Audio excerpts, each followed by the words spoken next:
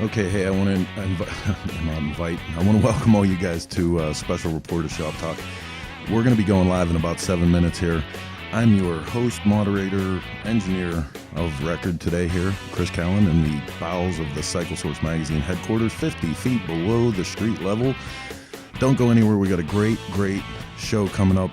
A lot of great information. If you're waiting to make your decision about Sturgis, or you have questions or been hearing the rumors, this is the show to watch. Make sure you share this stuff, get it out there, because today we got an incredible lineup of people that are directly involved with this rally, and they're going to bring us information from the street level. Get ready. Just over 7 minutes, under 7 minutes, we're going to go live with this special report.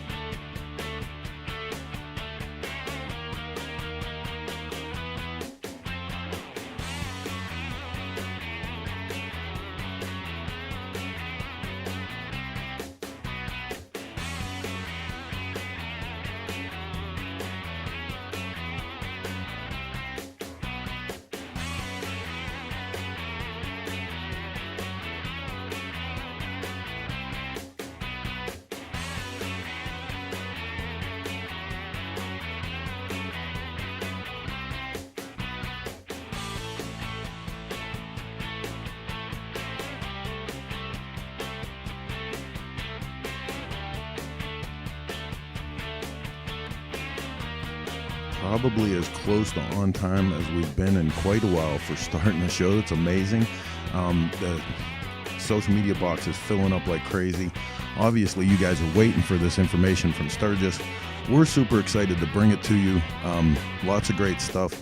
Looks like it's about time to get going. So we're going to pull this thing out of the station and start this live report.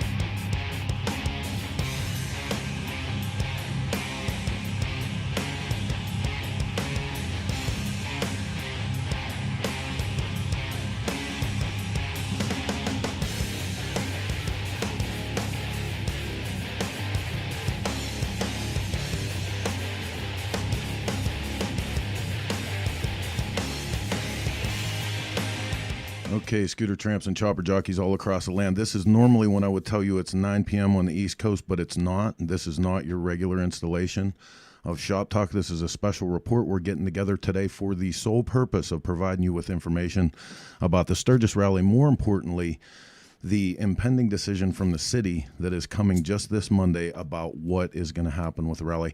I'm your host, Chris Callen, here in the bowels of the Cycle Source Magazine headquarters, coming to you from 50 feet below street level. And many people I've asked to come on the show with me today to deal with this, because this is way beyond my scope. You know, I live in Pittsburgh, Pennsylvania. Of course, you know, we have over 15 years worth of events for Cycle Source Magazine involved and wrapped up in the Sturgis Rally. But I wanted to talk to people directly involved. I wanted to talk to other industry people, and I wanted to bring that to you in conversation format so that you can get some of your information firsthand. First up, coming with me here in the occupied spot of co-host is Miss Gina Woods from Open Road Radio. Gina, what's going on? Hey, baby, what's going on? So I'm so glad that you invited me. Thank you so much. And I'm so glad that we have this chance to talk to people, man, because, you know, it's on everybody's mind, and it's important information to get out there. It is. And, you know, I'm not sure, you know, for when you spend so much time in the industry, I'm not sure that regular people who just look at Sturgis as that, hey, I want to get there one time in their life, I'm not sure they understand how critical this is for every and all aspects of our industry. It touches all of us, you know, in a pretty heavy way. Well, it really does. I mean, number one, just the camaraderie, of course, but for us, this is a really big industry event. You know, I've often said I gotta go home to get a vacation from a vacation, but it's a lot of work, you know.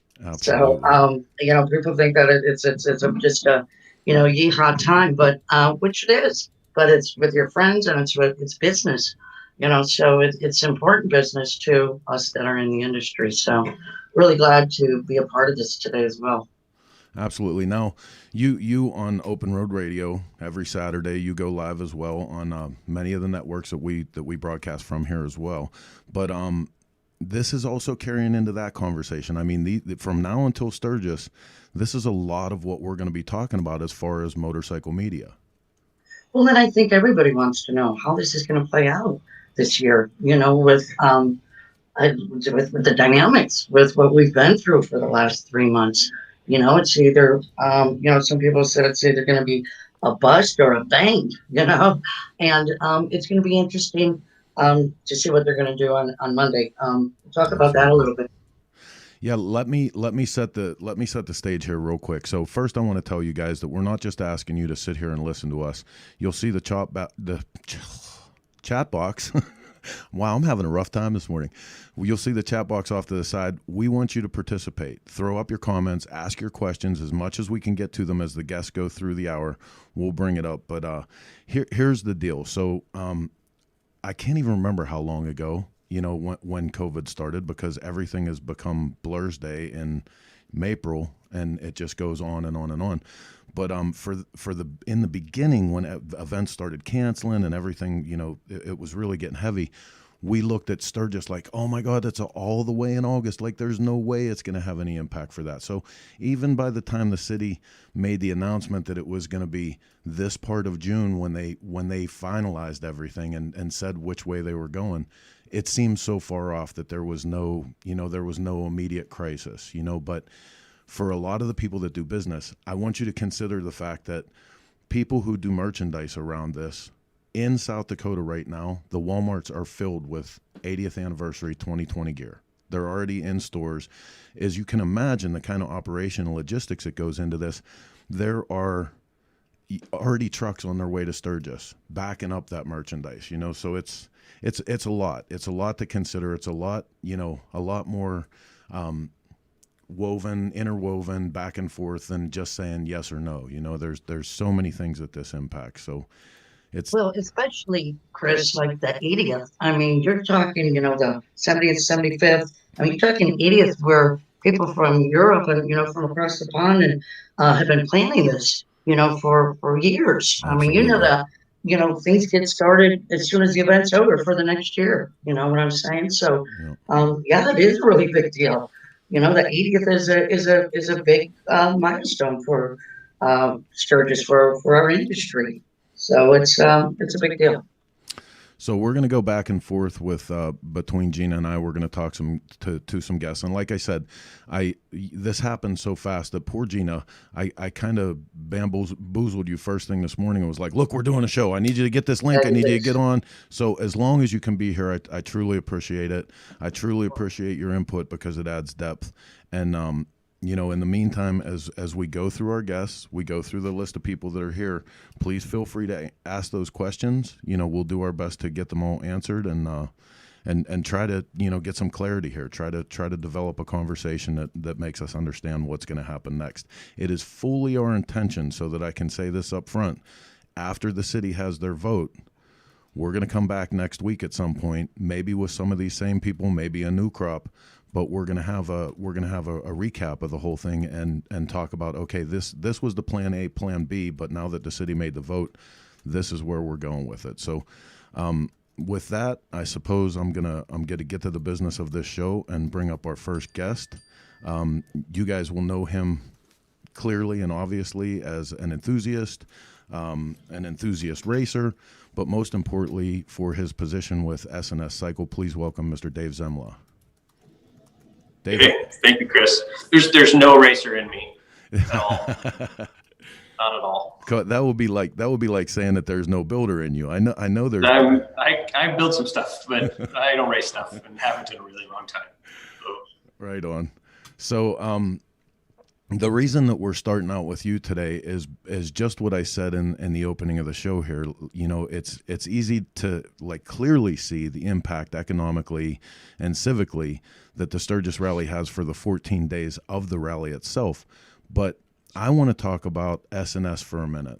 I want to talk about your standard operating procedure when it comes to the Sturgis Rally, where you set up, how things would be in a normal Sturgis, and what the potential is for where this will go for S&S if the city in fact decides to postpone the rally. Yeah, that's been the discussion around here as well. I think one of our guys has a betting pool on his wall that we've all kind of chimed in. End of the day, man, we're voting that this thing happens. We really are. So a normal scenario for Sturgis for us is we're setting up at Black Hills. We partner with that dealership we have for years and years. So for us, it's a hell of a program. You know, it's great to work with those guys, and that area has kind of become the parts install capital of the rally.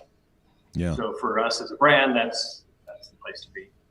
It's the lot is set up really well for us. It's the support structure that dealership gives us is excellent. So that we're normally set up there. We do installs. You know, we're having a hell of a lot of conversations with our customers, and you know that's half the coolness for us, is that we have the opportunity to talk to these guys face to face, see their bikes, see their builds, see what they're doing. You know, selling parts is kind of part of it for us, but that customer contact, that voice of customer for us is even more important. You know, so we support a race program in Sturgis. You know, so we support the Indian program. So both flat track races that normally happen, and I don't think either of them are scheduled right now. So that's a big part of our effort. You know, we bring in a pretty significant crew. We rent a house locally. My guess is the owners of that house use that money and take a family vacation with it. You know, it's probably pretty important to them. You know, we have a couple of hotel rooms. Obviously, you know, we feed and house an entire crew. So without a rally, none of that happens. That's pretty impactful for everybody involved. So we're kind of hoping that it doesn't go that direction. We also leverage Sturgis for new product releases. You know, it's this incredible timing to bring new stuff to market. It's this big voice, you know, so we get the opportunity to not only launch a product, but like bolt it to a guy's bike, you know, and for us, that's so cool. You know, to see a guy go, man, I'm the first guy who got this. Well, David, you know, people are, hi, how are you? Hi. People are looking forward to coming up and seeing S&S as well. You know, I mean, they set that up as part of their rally time, you know, is to make sure that we've already gotten a ton of requests. Hey, are you guys going to be there? You know, and we normally get that we get the where are you going to be and the are you going to be there. This is the request we're getting right now is are you going to be there at all? You know, that's disheartening to a degree, but guys are thinking about this, and you know, the average guy at Sturgis plans this a year ahead. I mean, this is his vacation. This is his, Exactly. often it's big spend for the year. And that's huge. So, and we respect that, and we are grateful that guy plans his vacation around this event. Well, and that's kind of a dynamic that I want to speak to for a minute with you, David, is the fact that, you know, aside from parts installs and things that happen that are like direct retail that happen there, you know, there's a certain amount of setting up the business for the rest of the year that occurs from the advertising, the branding, the reinvigoration of the core through an event like Sturgis for a company like us, and that's for all of us. Yeah, we have actually developed product because of conversations and because of things we've learned in Sturgis. I mean, it's really impactful for us. We have exactly. I was just going to say that it's feedback for your company for going on, you know, for it's huge. Yeah, it's huge. We bring so we're only about 10 or so hours away. So we bring a fair amount of our company there. You know, there's every level of our company is part of the rally, you know, from our sales team, our development team.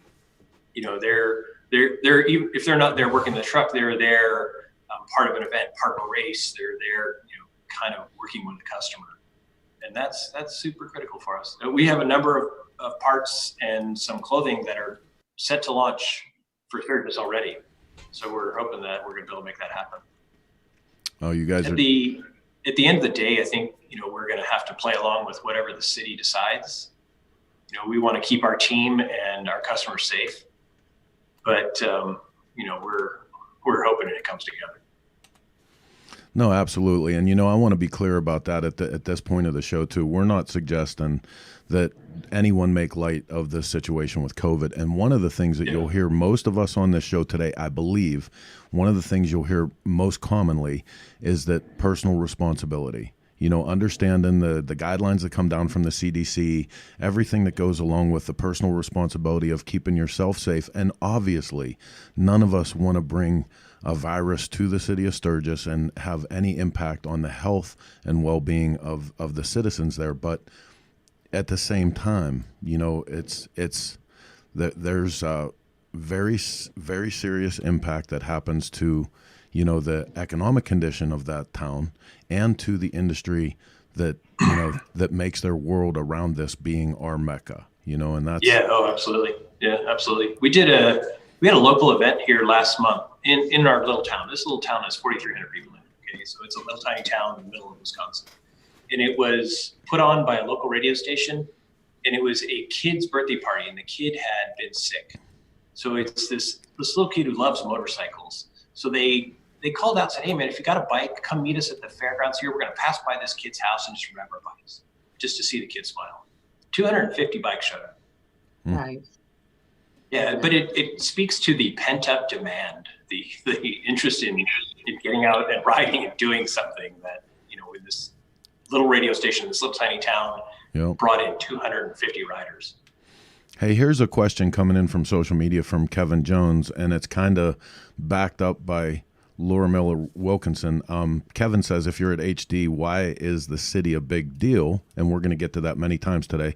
And Laura says, Black Hills Harley-Davidson is in Rapid City. I wonder if that makes a difference. So what do you see as far as the impact? I mean, it's separate from the city, but when you talk about... Yeah, and that's one of the potential scenarios we see, is that the city says, yeah, we're out, and Sturgis proper doesn't happen. Although we've talked to enough riders that said we're going anyway, and you can't really stop that. So there could very well be this bizarre organic, you know, rally that kind of happens without happening. But one of the opportunities, and I'm sure Mike Maloney will speak to that, is that the Black Hills event could very well happen in a kind of a contracted format. Well, and Gina, some of the stuff that we're hearing too, and the reports, you know, we're reading constantly the Black Hills Pioneer and everything back and forth to stay on top of this. And some of the stuff that we're hearing is the outlying campgrounds are forming associations and they're coming up with plans for this. And it sounds like that if the city does go that way, they're moving ahead. So there's big Well, questions and there. yeah, we've heard that too on the show, Chris, and through writers and the different groups that we've been talking with, is that some people are just planning on going either way. And I think you're going to hear this over and over with our guests today, is that the uncertainty in this is very awkward. It's something that we're not used to, especially for such a powerful event that we all go to in the industry. So, and I think you're going to, like I said, hear the uncertainty. And so I think people still, even if they are planning on going, there's an uncertainty of what it's going to look like. Oh yeah, I totally agree. If it were to be canceled, and that's certainly still very much on the table, my guess is a fair amount of people still show up. Yeah. Well, David, where can people? I have your website up right now. Where can people go? Do you have a news outlet on the site that they can go to? Is it better for them to watch? Yeah, there's a ton of content on the site. Really, our Facebook page and our Instagram account are the go-to for what we're doing. Mm-hmm. As we get a little closer to any given event, we'll do a post kind of saying, hey, here's where we're at, come find us, and have contact information and stuff like that. But Right. it's our social media channels that are really the ticket for current information. For up to the minute, yeah. Well, I'll tell you what, I can't imagine an industry without SNS, obviously, and definitely, like we just had Ditch check in, and she said lots of folks know me. SNS is always on my stop list. Have to check in with the crew, see what's new, talk carbs. Thank you. They're like my heroes with all the help with the Dyna, SNS Cycle, Motorcycle Family. Awesome. That's the important stuff out there, man. Again and again, we're gonna say these words, but this is more than an event. As an industry guy, you're there talking to customers, you're talking to people, but the backstory on all of this is this industry group, these guys who actually are in it, are kind of your family. Absolutely. I'm 25 years into this thing. And you generally look forward to talking to those guys that they're on the same circus that you're in, and all the events that we have missed out on so far, that's a hard hit. It really is heartbreaking. It's heartbreaking. Yeah. It is. Yeah. Moto family for sure. They are Moto family. Yeah, isn't that crazy? But they are. They really are. And you generally miss hearing from them. I got a text chain with a random group that we just keep checking in on each other. Hey man, you're not losing your mind, are you? Are you okay? So I think a ton of us are really looking forward to whatever event happens first. Right. So, and we're hoping it Sturgis. Right on, man. Well, listen, I want to thank you for being on with us today, and surely I would love when we go into the post vote recap show, we would love to have you guys back on if you want to come on and talk about that, so we can. I would love to. Yeah, sure. Absolutely. We're big fans of your program, and we're willing to do whatever we can to help. Right on. Thank you so much, All right. Dave. Thanks, guys. Thanks. Bye, David. Gina. And Chris, you know what? Another thing about this whole uncertainty is that, the podium is like scheduled for like right after Sturgis, right? I know. And how like about a week that? behind that? I mean, And here's just- the crazy thing about that. I mean, you consider the fact that like a vendor, the vendors, because I stay after Sturgis. We do our next issue of our magazine at Sturgis because you can't leave in time. We would never get it done. We watch the vendors for the next 2 weeks pack up and dismantle. I mean, that stuff doesn't happen real fast. Having that week time span to go from one side of the country to the other and be set up for business, I think it's going to have an impact, maybe on both. It'll surely have to take one or the other off of the list for a lot of big vendors, because it's just I there's too think many so moving too, parts. man. I mean, I think we're going to see that with a lot of events, man, because like they're pushing everything to the back end. I know locally here are motor blocks in September, and I mean, I just think we're going to have a crazy fall, right? Mm-hmm. Like it's going to be back to back work every week, and So we're watching you guys on. We're watching you guys on social media, man. Thank you so much, because you're throwing everything out there. You know, Kevin Jones back with, you know, we're going to camp. Sites are open and ready if the city doesn't do their part. I just see vendors moving to campgrounds. Edward Justinio, I'm sorry, I murdered your name. Replying to Broken Spoke. New England, Massachusetts, watching and listening. Heading to Laconia no matter what in August, and no matter what. You know, and that's, you know, here's something for us to talk about real quick, Gina. The resilience, the determination, the fact that motorcycle people, by and large, are cut from a different cloth. You know, we have never been the march into the same beat, like we've always done our own thing. I mean, that's how the shit houses got burnt down in Sturgis City Park to begin with, right? So. Yeah, for sure, man. And I think we're going to see a lot of, I don't know. I don't think the word is separation, but like you said, it's going to affect some people to be one or the other, you know. And I think a lot of the events are going to get dispersed by that, you know, because it's just going to be a crazy time for all of us, you know. I really hope that it gets back to normal soon and we're able to figure out which events we're going to be going to, because I think it's going to be a lot. But let's talk to our next guest about that as well. Yeah, next up we have a gentleman who has a brick and mortar, you know, started out as a vendor at these events and has a full-fledged store in Deadwood, South Dakota. We're going to bring on Doug from Sick Boy. Doug, let's see, got to get you up there. So Doug's with us now. Guys. How you doing, buddy? Good, man. Good. Glad everything's going good so far. Sounds great. So how many years Sick Boy has a brick and mortar in Deadwood now? 6. We've vended in the rally for almost 20, but we bought the building 6 years ago. So, I mean, that officially makes you a full-fledged, you know, local. Deadwoodite. Yeah, Deadwoodite. That's a good way to say that. We have a house here too. Yeah. We live here a good portion of the time. We've been here for almost a month. As soon as they announced the cancellation of Laconia, we came right out. Right on. Well, not the cancel, the postponement. Right on. So let's get into this a little bit. I mean, you know, you have been, and I will say this in conversation with me at least, and I've seen, you know, you're pretty vocal when it comes to all of these things. You know, what's needed to be said, and you've been pretty vocal about being in Deadwood versus being in Sturgis to begin with. What perspective can you add from the Deadwood position? Well, Deadwood was cautious. I mean, we closed down for 6.5, almost 7 weeks. It was started out voluntarily. We voluntarily closed, and then it became mandatory. Everybody was really pretty fine with it. Nobody had meltdowns. Everything was great. The city canceled a big event mid-June, which would be going on right now, which respectfully so. They want to be safe. They don't, you know, as of now, the city of Deadwood is fully open. Every building is taken. There's no vacant buildings, even though there was a few in the last few years. They've all been sold and remodeled. Deadwood is open for business. About maybe 5, maybe 10% of the people wear masks.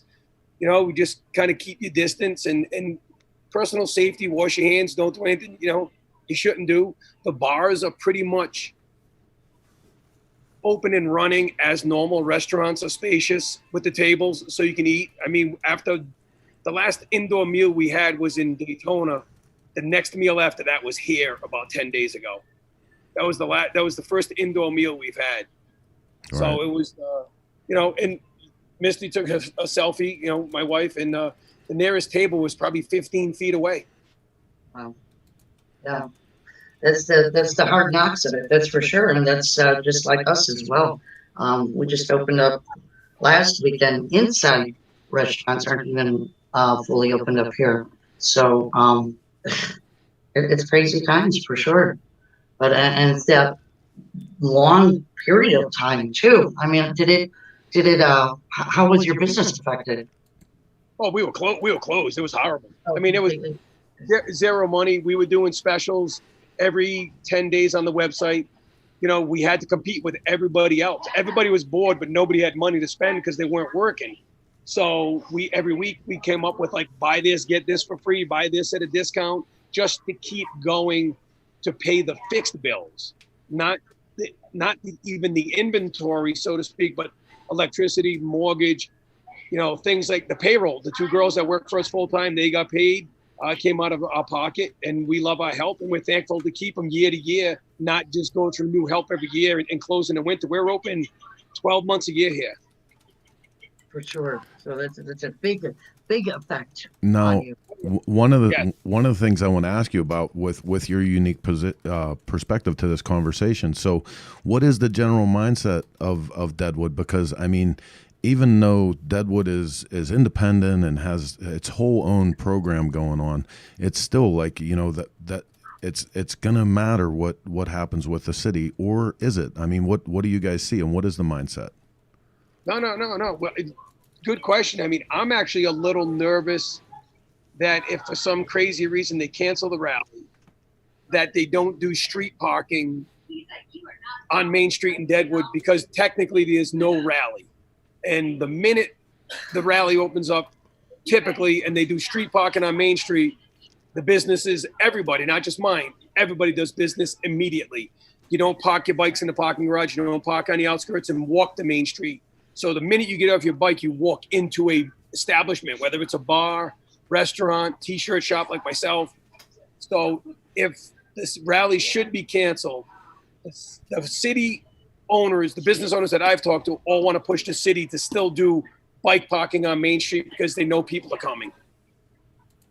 Now, Gina, I don't know if you've heard that, but like some of the reports that we've got through the meeting, and I have a list of things here to talk about today, and quotes that have come out of the different meetings, including the one that just happened the other night.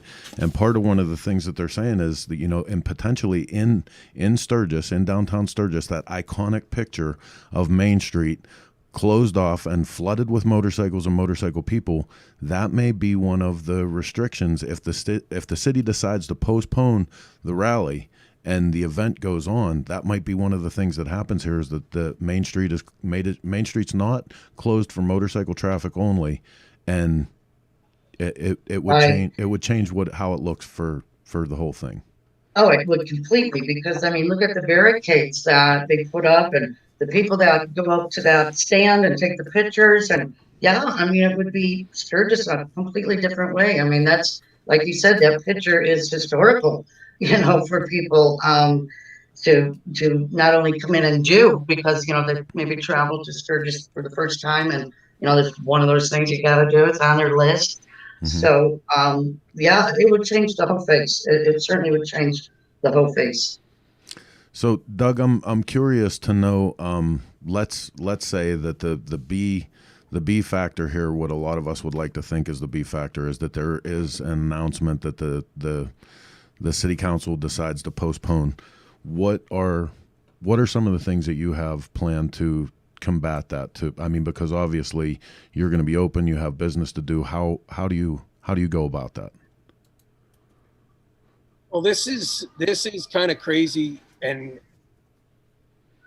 we did I don't know if anybody remembers the technical hurricane in Ocean City a few years ago. Out of 165 vendors that signed up, 135 chose to leave. And we stayed along with 30 other vendors, and we had a phenomenal show because there was less competition, so to speak, for the vendors, with vendors. So the customers spent more money. So I don't want to say we'll do better, but I think we will just spend more money on social media, let everybody know that Deadwood is open for business, that we are open.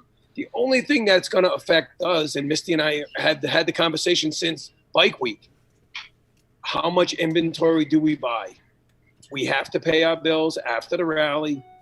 We're not independently wealthy. We work net 30 like everybody else. So we have to make sure we buy enough to make enough money to survive on, and also pay our bills at the end of the rally. That's the scary part. Absolutely. Because usually you go from rally to rally to rally, so you can build your inventory as you're going. And Sturgis is one of the biggest rallies we do because of the store. Because technically for us, the rally is the whole month of August. we have the car route, the Cool Deadwood Nights right after the Sturgis Rally. Now that's something for us to touch on here with you because of your new unique business model. The fact that the inventory, it really comes down to that the cash flow and the rise and fall of inventory and specialty items that are going to be specific to the fact that this is the 80th anniversary. In a normal situation, when you were just trying to hedge your bets for what you need to have on hand for an event like the 80th anniversary, that's one thing, but this pulls the rug out from under that normal train of thought altogether. Yeah, it does. And the only thankful thing that our business model has been since day one was never do an event product. Right. So as nice as that is, I still need to pay my bills. And not to sound funny, but I'm going to stand up for a second and try to do it. When you're trying to pay bills to fill a store this big, even without event merchandise, is still an enormous bill. Yeah. We got, not 3,500 square feet and it's full. I mean, yeah, there's a lot of collectibles on the walls and stuff like that. But the amount of shirts we have and the amount of inventory we already have, because don't forget, Daytona was canceled at the very end. So we came back from Daytona fat. Right. Not a show since Daytona. Yep. Yeah. And I think that's what we're getting here too, is because we're so close to that. I mean, we're 60 days out. Yeah. I think that's what like you said, Chris, man, we didn't think back in March that this was going to even be a question, right? I would wager to say that most of us thought that it was beyond the realm of possibility that we would even be talking about this right now. Exactly. I mean, seriously. So, Yeah. Doug, what can people do to keep up with what you're doing, and also more importantly, because you're a big proponent of Deadwood in general. So where can people get information about Sick Boy and also Deadwood? Well, I'm the worst person at promoting the business, believe it or not.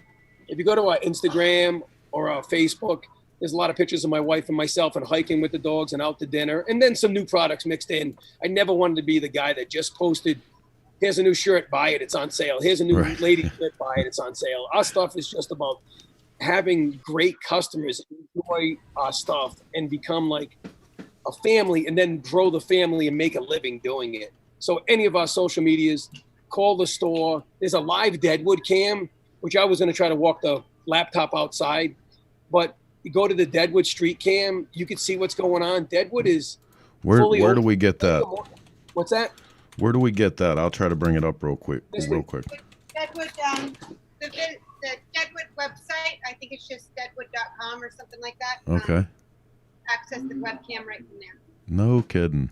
And there's plenty of bikes in town already. I mean, I'm sure Black Hills Harley, Deadwood Harley is doing business. Rapid City, we've been to Rapid City a few times. There's no shortage of people with motorhomes and bikes and people on bikes by themselves. Yeah. I have not been to Sturgis, but I heard Sturgis is quite busy with everything, cars, bikes, truck, regular people as well as, people on bikes. So I know you can't believe everything you see on TV, and it all comes down to whether they actually, there you go, and whether they actually do the rally or let the people come as is going to be the big factor. But either way, it's going to be a good time. We all survived Daytona Bike Week when they didn't know what you could do and what you couldn't do. All right. We obviously washed the cash register. We washed our hands. We wiped everything down, when all that hit in Daytona, and we survived. We ate healthy. We took care of ourselves. And, if everybody does that, you can only protect yourself so much. And if you don't feel comfortable, there's always next year. Yeah. Or there's another rally that might not be as big or not as risky, because you're not going to go to a major concert. You're just going to ride your bike in Ocean City. You're going to go to dinner. You're going to see a few vendors, and you could not go into a tent that's overly crowded and still enjoy yourself. Mm-hmm. I know I want people to shop in my store, but the rallies were all about riding anyways. Yep. Absolutely. And what a better point to make at the end of your segment here is because the reason why we all go to Sturgis, the reason that became the ultimate destination for this culture is riding the Black Hills, man. You know what I mean? And there's, as far as I know, there's nothing socially distanced prohibitive to riding a motorcycle and getting your groove on. So listen, man, I want to thank you for being here with us today and taking the time to do this. I know you guys you got a million balls in the air and lots of stuff to do. Nah, I believe in everything you and Heather stand for. I mean, this is what we do. And I mean, myself, you, Heather, everybody in our industry is on the same page 99% of the time. Yeah. And as the industry shrinks, which it's shrinking, there's anybody that says it's not is delirious. We need to band together to at least keep it steady, even if it's a steady, slow growth rather than a decline. And by doing what you're doing in the magazine and just feeding information is everything. It's like when somebody owes you money and they don't call you. Just call and say, I can't pay it, rather than avoiding it. Right. You avoid it, the problem gets worse. Just like the bike business, when people talk about how it's not shrinking, avoiding it doesn't help. Just like the virus, just like the rally, the more information you have, the more you can make a better educated judgment guess at best, because there's nothing cut and dry about any of this. Right on, man. Absolutely. That's what it's all about, man, is getting the information out there and sharing it, right? Yes, sir. But All right, we well, do. listen, dude, thank you so much again for being on with I us. appreciate it. Go and check them out. Make sure you put Sick Boy and Deadwood on your stops list for when you're at the rally. Gina, I mean, what do you think, Deadwood? That's a must do when we're out there. Oh, dude, absolutely. I mean, look at all the great places we got. We got Scott Jacobs out there, and I mean, just Black Hills, baby. Yeah, I mean, that's where it's at. That's a huge part of Sturgis. It's not non-Sturgis by any means. So, again, people are concerned, and this is their livelihood, and being 60 days out, this is scary shit for people. Absolutely. So, hey, we're gonna keep moving on with the show because we got a lot of people to get through here. Our next guest owns one of the prominent establishments, entertainment, and what have you in the city of Sturgis proper. Happy to bring him on and super stoked that he took the time to be here, because he was also one of the people that I talked to like 5 minutes ago, and I was like, okay, this is how it's going to work. And he was on. So help me introduce Mr. Dean Kinney from Loud American Roadhouse. Dean, how you doing today? Hey, Dean. Hey, great. I really appreciate you having me on. Looking forward to the program and have enjoyed listening so far. Great.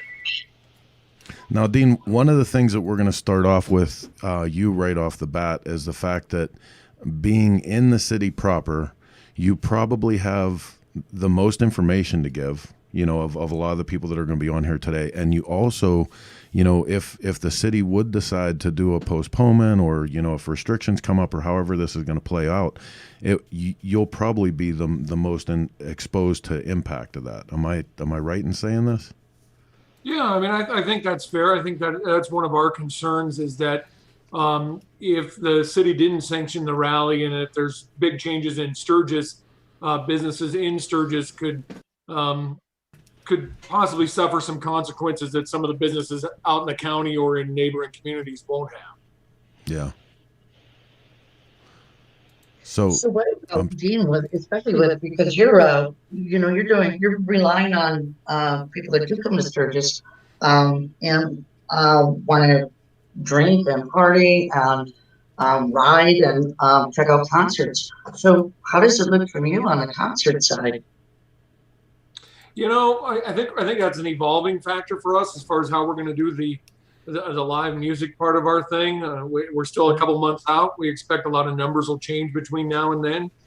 Presently, we're operating at 50% capacity. We haven't been doing live music, although we're trickling back into some real small acoustic stuff and things like that. But our plans to still evolve as far as how we're going to view doing shows during the rally. But it's pretty important to us that we're able to do that, especially at nighttime, but really all day long. And so we're going to just kind of taking it day by day, as we have been throughout this whole thing. We were closed for 6 weeks like a lot of other people were, but we're really thankful for that. When we did reopen, business came right back, and we're super happy about that. So as devastating as it was to be closed, and we went through a period when we were closed that we did develop a pretty good carry-out and delivery business, but once we reopened, it came right back. And there's undoubtedly tourists out there now. Tourism's really strong. We're running actually slightly up of last year these past 3.5 weeks. So we think that's a sign, of course, that motorcycle enthusiasts and tourists are going to be here no matter what, regardless of what the city decides on Monday. And that's one of the key messages I think every business here has been trying to get across to them.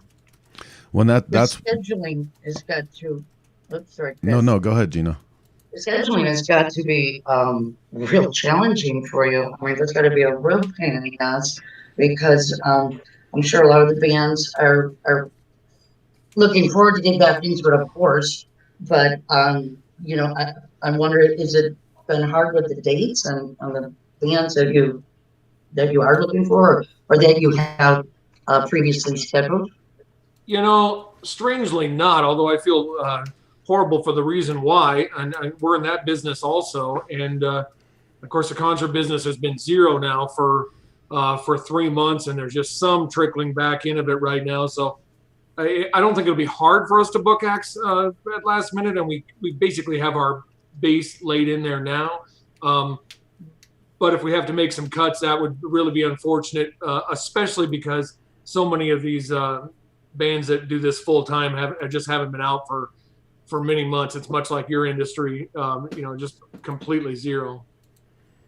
Absolutely.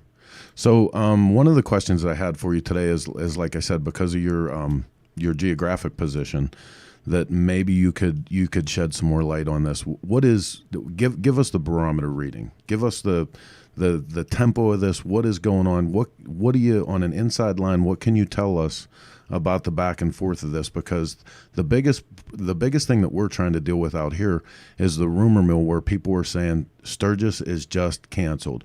They've lost their sponsors. They've lost, you know, it's not going to happen. And I'm seriously getting these calls every day. This is not me adding anything to that. What can you tell us? You know, I don't have any real inside information except for that we're spending a lot of our day talking to city council people and the city manager and the mayor. I think it's still very much up in the air. I wouldn't say that I think it's near canceled right now. And in fact, if anything, I feel like the pendulum might be moving towards the idea of either postponing the rally, but still doing certain things like blocking off Main Street, which is so crucial to us. And one of the things that Doug talked about in Deadwood, and or going forward with the rally and still some modifications. But I'm cautiously optimistic right now that the council is going to decide to move forward with the rally. And, are you really? And do it. I am, yeah. Well, that's good to hear. Absolutely. Right on. Yeah. Well, it's definitely going to be something. You know, there's a lot of back and forth right now about the possibility of this being an event, but not including that 80th anniversary moniker. I mean, can you see anything to that? Like, I could imagine right off of the bat, like I was saying earlier in the show, that in all the Walmarts, there's already 2020 80th anniversary merchandise, that a lot of the people, unlike Doug, who we just had on, who do have, you know, specific to this event merchandise, that's gonna be a big hurdle. What can you speak on about that as far as your business? Well, you know, I mean, that's definitely one of the proposals the city has out there. That the city manager, I would think it's fair to say, is even pushing going that direction. That seems hard for me. You know, I look at it as kind of a circular argument about having the rally to begin with. And it kind of goes like this. You know, the city's asking themselves, should we have the rally? Well, you know, maybe not, given the health concerns. And then the next question is, well, do we really have, can we call off the rally even if we want to? And maybe not.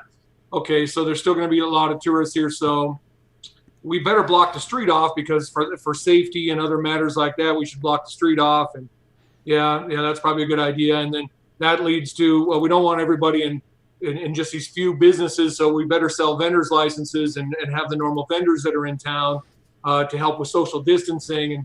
then once you arrive at that, then now you're kind of back full circle that you're having the rally, right? So I think I understand the position of maybe postponing but still welcoming the motorcyclists, but to me, in practicality, at the end, as soon as you block off the street and you sell vendors licenses, then you're having the rally, and then it's the 80th in Sturgis, and like you just said, there's merchandise out already. I've heard Rod Woodruff who has said that they're going forward with the 80th regardless, and so I know that's something the city is pitching, and I respect their position on it, but I think it's a hard sell in my mind. Absolutely. And Gina, I mean, when we speak on that, like what is the significance if it was still an event and wasn't the 80th? I believe in my notes pre-show, there's only been 2 times that the rally was ever postponed and it was because of national emergency too. But this was times through the war effort, I think. And I'm going to ask other people to speak on this more intelligibly than I can. Both during World War II, yeah. And but am I right in saying that this was literally a postponement? It wasn't like they postponed the name of it for a year and still had an event. The event was not held. Yeah, the event was not held twice during World War II. And of course, that was in the very beginning, so it's really not comparable to anything now. But I think until this happened, somebody said that basically it was that Pappy Hoyle decided not to have his backyard barbecue those 2 years. Yeah, yeah, I think that's right. And I think up until this came about, something like this and a decision like this was inconceivable to all of us. It's unbelievable that we're here. Even now, after 3 months of dealing with unbelievable, it's still hard to believe, Yeah, it's uncertainty again. If they postponed it, I mean, it's not like, South Dakota is in a warm climate in the next couple of months. So, it's not like you could go to Florida in December, if they wanted to postpone it to something like that time, but because you just wouldn't have the weather for it. that wouldn't work. Well, yeah, and then if you look at some of the other things that are happening here in South Dakota, and maybe you guys touched on this before I started hearing the audio, but the Sioux Empire Fair is going to happen. The South Dakota State Fair is going to happen. Probably the most notable thing is that there's going to be a Mount Rushmore celebration that's going to be huge. And fireworks there for the first time in many years, and even the President of the United States to be there. So, and they're saying 7,500 tickets they're selling for that particular event, right? And that's July 4th, well in advance, a month in advance of this. Yeah, and there's no restrictions in South Dakota. We think there's going to be a lot of tourists here, and I think that what we're planning for is to do our a little portion of the rally on Main Street that we do. Regardless, I mean, we think that's where we're at. Excellent. Well, I'll tell you what, we're definitely as far as media, we're going to be there. We're going to be looking for who's doing what and covering it and bringing that to the people. In the meantime, can you give us the same little rundown we want everybody to have an opportunity to keep their ear to the ground as far as Sturgis, as far as Loud America specifically. Can you tell them where to go to make sure that they have up-to-date news? We post pretty frequently to our Instagram and Facebook page or loudamericanroadhouse.com. We don't do a lot of news-oriented things there. Most of the stuff you'll see there is just specific to our venue and things that we're doing. But appreciate the opportunity and really appreciate that you guys took on this conversation today, and I look forward to hearing what everybody else has to say. I appreciate you having me on and thinking of us. Thank you. Yes, sir. Thank you so much for being here, and we'll see you.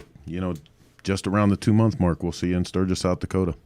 Sounds good. Looking forward to it, Chris. Gina, thank you very much. All right. Thanks, Dean. Thanks so much. Good luck to you as well.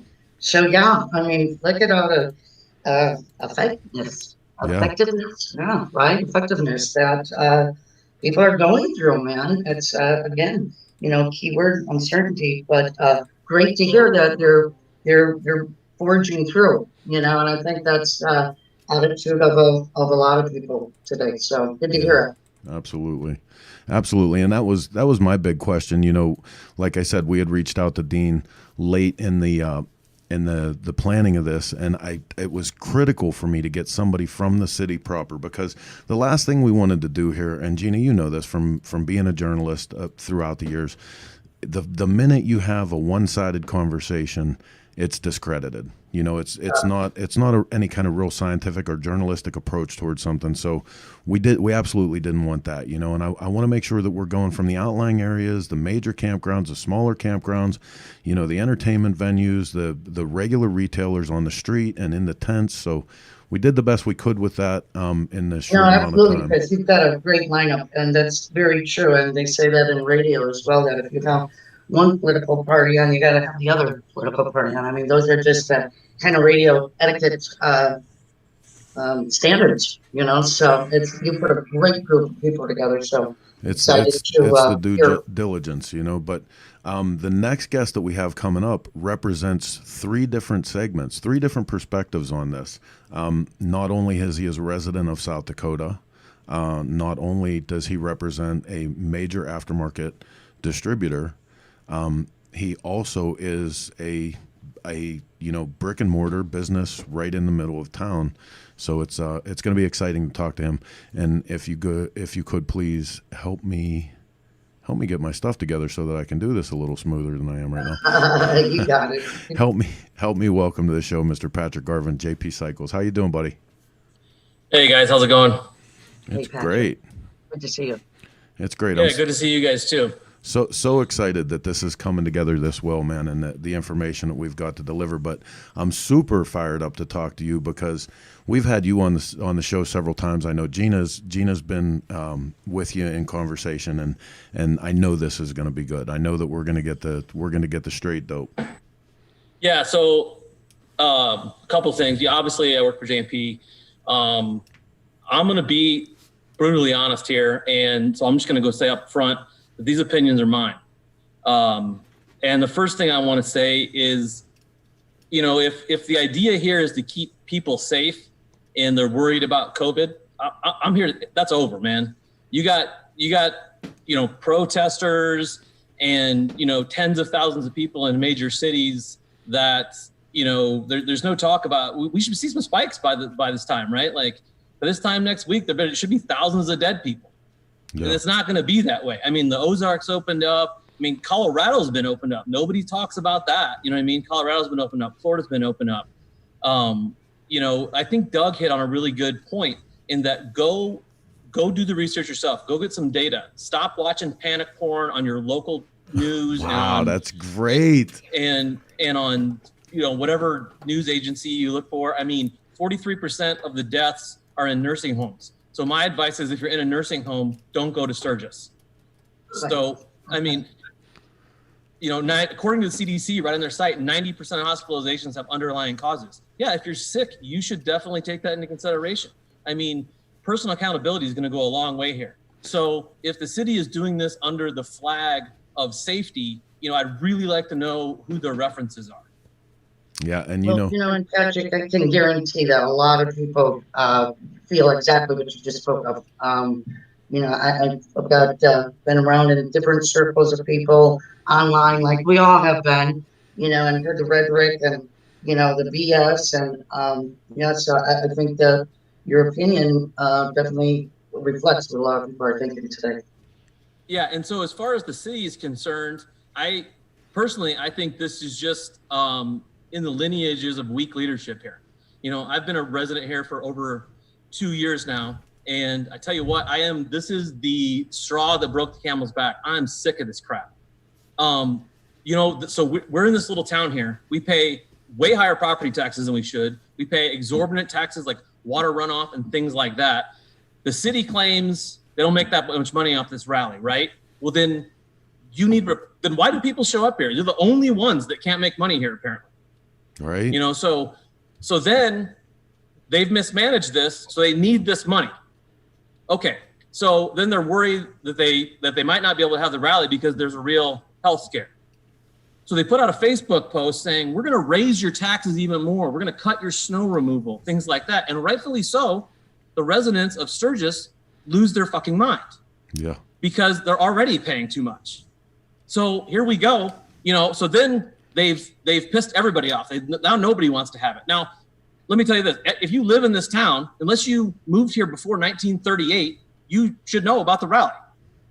But residents here have a bad taste because it costs them money. It's on their back. And on the other side of that, out of all the towns here, Rapid, Spearfish, Deadwood, Custer, Hill City, this one does the worst job the other 11 months of the year. Sturgis is geographically in a wonderful spot to get to a lot of places, even weather-wise. We get missed by a lot of the hail and crazy, but you know what? We got a parking lot for a town. You know what I mean? So the city's given a gift every year of this rally. And let me tell you, they don't understand it. They don't understand rallies. They don't understand bikers. They do kind of understand Sturgis, but they don't understand either one of those things. And it's going to cost them money. They know that. What I don't understand is how they think magically nobody's going to show up if they say it's not on. If it's the worst attendance in 50 years, 100,000 people are going to still come here. Amen. So much like the gentleman from the bar just said, he's having a good year.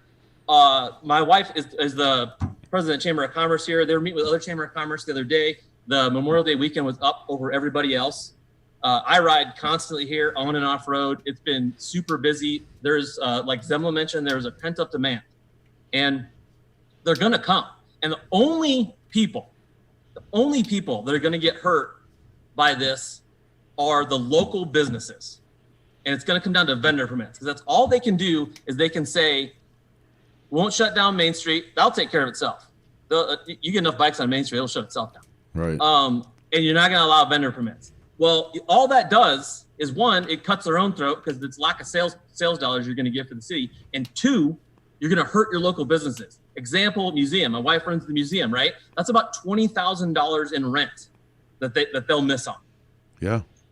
You know, I mean, $20,000 that small museum is a big deal. You know, and you have vendors you have businesses up and down here that count on this all year long, and you're not going to give them a vendor license. You're going to cut their throat.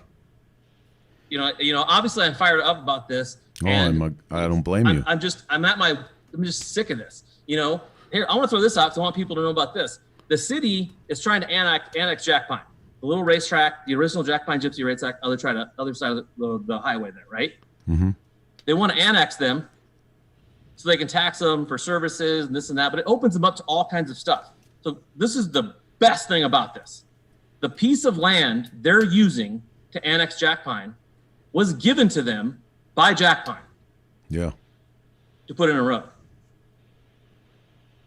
So that's the type of outfit we're dealing with here. So if you can, Dave Campbell just said land grab. Yeah. No other way to say that. Go to Jack Pine's Facebook page. You know, we can vote this down. So see what you can do to support those guys. That's a local track here. It's used a lot during the rally. I race at that track locally. I mean, just on, Friday and Saturday nights here. So I think what could happen here would be growing pains, would hurt the museum, would hurt a lot of local businesses.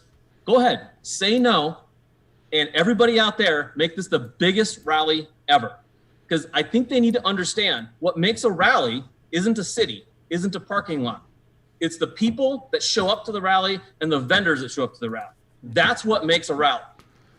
Well, and to some of your points real quick here, and Gina, I'm gonna bring you in on this too.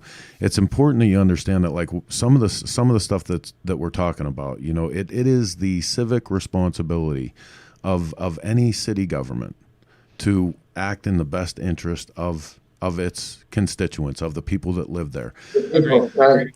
While they can say that they're doing that for health and welfare, that's one thing. And while there may be losses to this event, and economically and through the commerce that happens directly and indirectly from this thing, the best interest for the people that are there, like he's just talking about, a loss of services, an increase in taxes. This is a town, if none of you have ever been to South Dakota, to Sturgis, South Dakota, when it's not rally time, it is a very, very different proposition It is a very different place to be.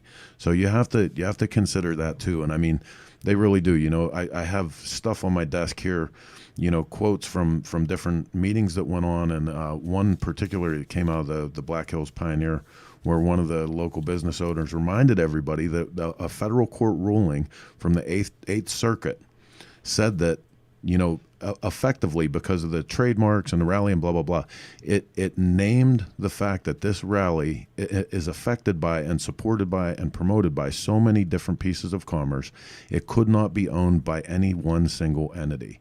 Correct. That is Exactly. that is one of the biggest points to bring up here, because this Well- really is everyone's thing. By it's bikers, not- for bikers, right? Yeah. And something else I want to point out is that our governor has been, you know, very careful not to tread on our civil liberties through this whole thing. We've had recommendations. We have not had, you know, statewide implemented lockdowns. She's been handled this, in my opinion, very well. And the message she's been sending, and even here lately, she was on national news, I think yesterday, talking about this. Our number one resource here is agriculture. Number two is tourism. And she was on a major cable news program saying, come to Sturgis, or come to South Dakota, come visit us, come see our landmarks. You know, as you guys touched on, there's going to be the fireworks in Rushmore with the president. I believe there's 7,500 tickets. I heard they had 125,000 requests for tickets. You have the PBR Bull Riding Championship coming up, an indoor event in Sioux Falls here pretty soon. I think the rodeo, I called the Chamber of Commerce in Deadwood a week or so ago. The Days of 76 is still on. I just seen today that AMA Motocross is going to have fans. AMA Motocross averages 22,000 fans an event. So I would implore city leadership to, you know, show us your strength. You know what I mean? Do something for us here. Provide leadership. Yes. Don't even do anything for us. Allow the businesses and the people of Sturgis to do their work. You know what I mean? Yep. Yes, sir. Well, listen, man, I really appreciate you being here. Can you tell sure. anybody any other news sources that we might not be hitting on that we can make sure that people have? I mean, obviously, Gina and I are both going to use everything available to us to bring as much of this out as we can. I know even through JP Cycles with your, you know, you have many different outlets, your counter steer and everything. Where can people go to keep up with your messaging? We have a doc on. We have a kind of a live post on countersteer, not only for Sturgis but for all the events for the year. We've been updating that about how they're being, you know, with Laconia moving and things like that. We've been updating that on countersteer. If you're interested in following me, you're probably going to see a lot of like hiking and motorcycle pictures. that's just I love your feed though. I do. I love your feed, dude. You know, that's just Instagram, just P Garvin. And then the Chip does a great job. I mean, Woody's been great about putting up videos and keeping things updated. I will tell you that as speaking out as an ambassador for JMP, we are planning on going ahead. There's inventory coming in here right now. Our plans currently, I mean, anything could change, but right now our plans currently are to be fully open at the end of July. Right on. Well, dude, again, thank you so much for being here with us and taking the time today. And we'll surely check back in with you after the city makes this decision and see what we can come up with for the plan B if it needs to be, right?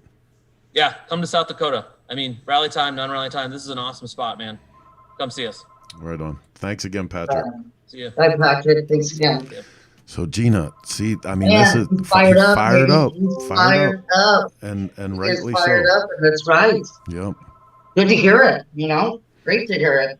Yeah, it is actually, you know, because when you think about a situation like that with his wife and involved with the museum and the Chamber of Commerce and they're residents of the town, plus he's representing a national brand, and he's right in the city proper. Like you wonder, you know, wonder what the temperature is, you know, what's he actually going to say about this? Is he going to be close to the cuff, or, you know? And it was great. It was refreshing to hear him talk.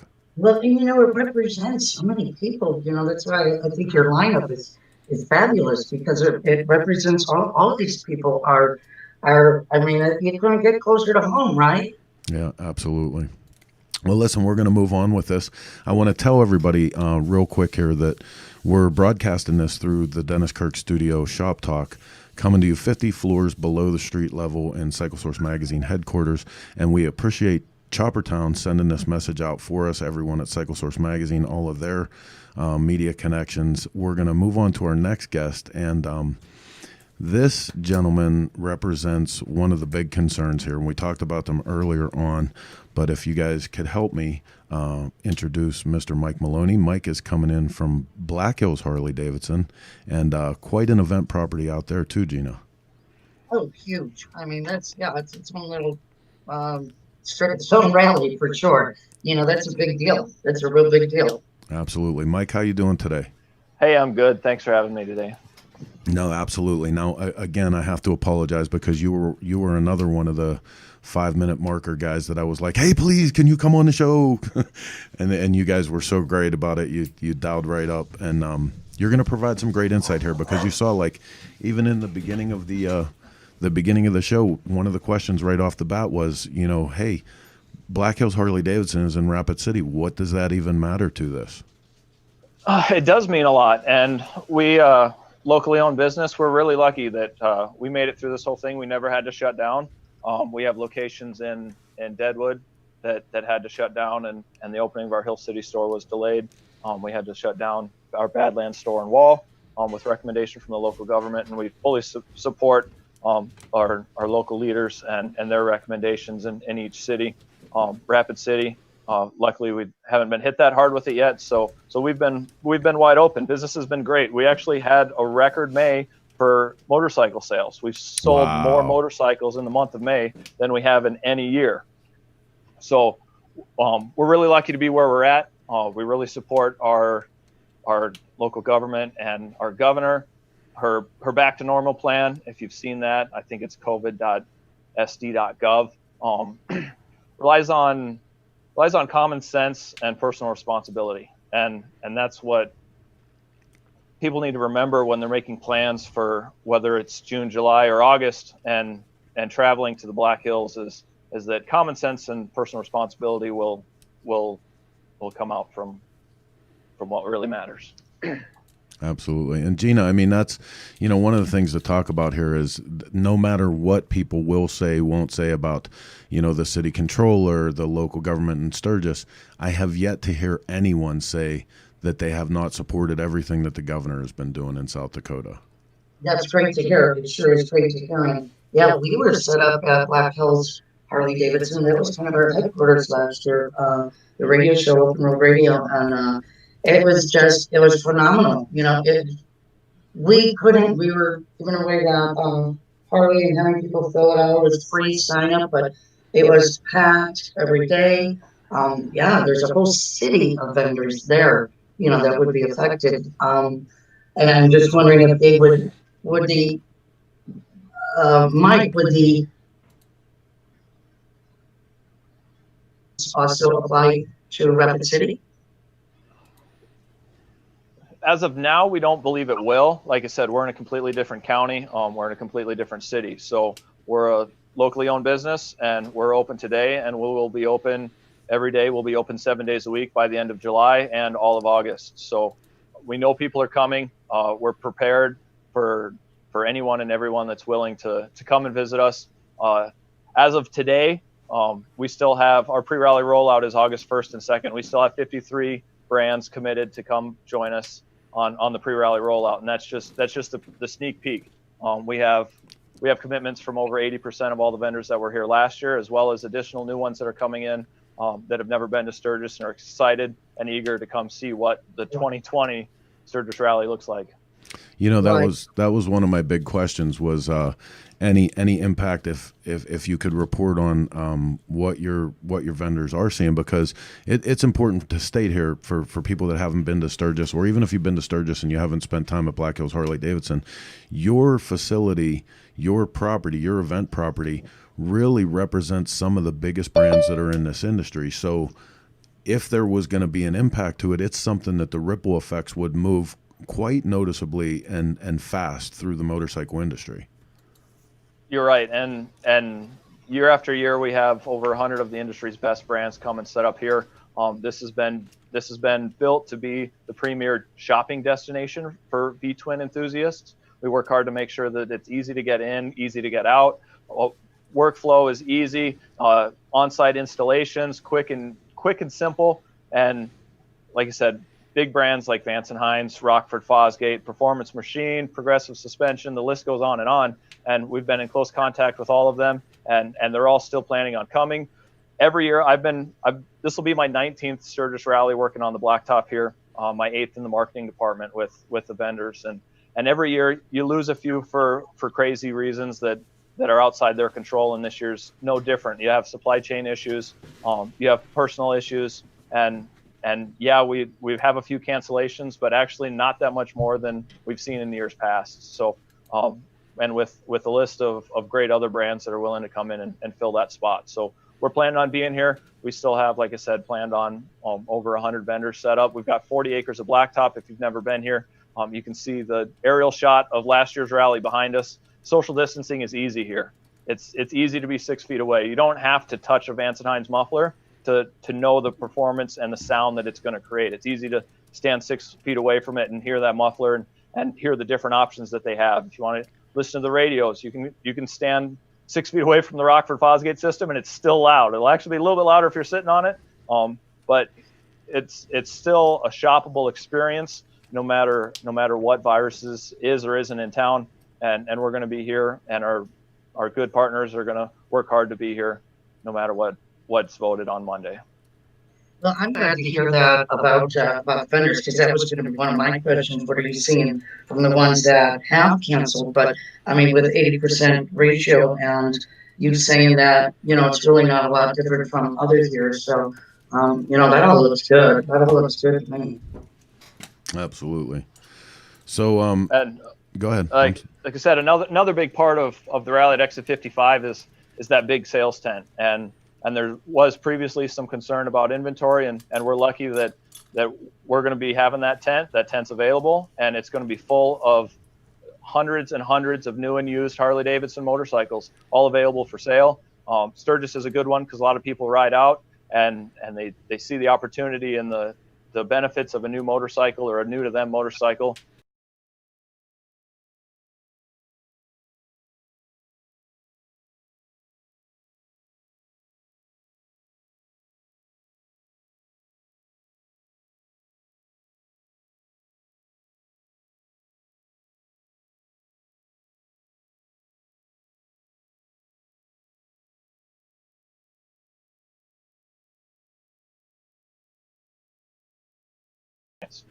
Right on, man. Well, listen, thank you so much for coming on. Can you, real quick, just tell everybody where they can keep up to date with Black Hills Harley-Davidson, the vendors on the property, anything that you guys have scheduled, or any changes that they might need to make a note of on their way out?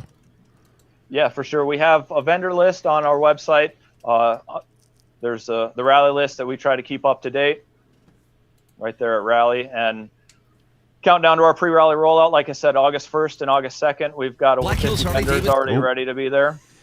And we're going to keep that list below up to date. The big tent's going to be here. You can follow, like I said, the blackhillshd.com is our website. And a big thing on our socials, like everybody else has said, on Facebook, we're at Black Hills HD. On Instagram, we're at Black Hills HD. If you're not able to come and you want to celebrate your freedom, and that's what this is all about, is being free. And if you're not going to come and you still want a 2020 80th Sturgis Rally shirt, that's available on our e-commerce website, sturgisharleydavidson.com.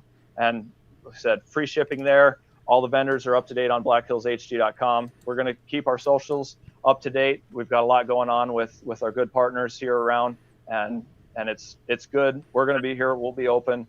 And like I said, a safe and enjoyable shopping experience for all our V-Twin friends.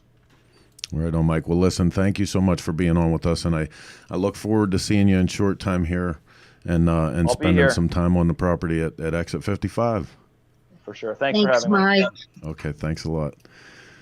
So Black Hills Harley-Davidson moving on strong. He slipped in that thing there too, that you can get your 80th anniversary merchandise. So that's some of the stuff that we're talking about, Gina, is the fact that stuff's already on trucks or it's already in stores. So Exactly. And another good thing, he said it, and I've heard this, throughout the industry, that motorcycle sales have really been good. I mean, it shows you what do I want to say? especially with a backbone and spike stuff, right? Because we do have that social distancing mindset that bam, we're out of here, we're going riding, right? So, And you know what? That's the funny thing. Like the whole time this was going down, both from being from Pittsburgh and the fact that I've been a lifetime motorcyclist, I found out that naturally I socially distance. It's just it's just in my DNA, right? So, all right on, man. More regulations with it. Well, cool. Listen, we're going to move on with the show, and the next guest that we have coming up for you is involved in almost anything, everything, and even has his own show every Wednesday night with the Cannonball Chronicles. But per this conversation, we're specifically here to talk to him about the Glencoe campgrounds. Good friend of the magazine, of the show, and I'm sure going to hook us up with some valuable insight. Welcome to the show, Mr. Jason Sims. How you doing, Jason? Jason, unmute your microphone. All right, are we here? Yeah, you're in, man. You're in. All right. A little bit of a technical difficulty. Anyway, I just wanted to say thanks to Heather and thanks to Chris and Gina for putting this together in such short order. I mean, this is really important to get out here about what's going on here and what's going to be happening here in the next few months. So thanks again, guys, for putting this together. This will really help the public, a lot of our customers, just to see what's going on.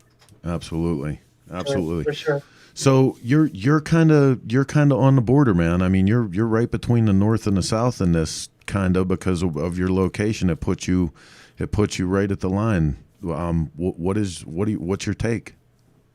Really, Chris. I mean, I'm not really taking a side on this. Us as Glencoe are acting business as normal. We've really never not been thinking about not postponing or anything like that. I mean, we are business as normal.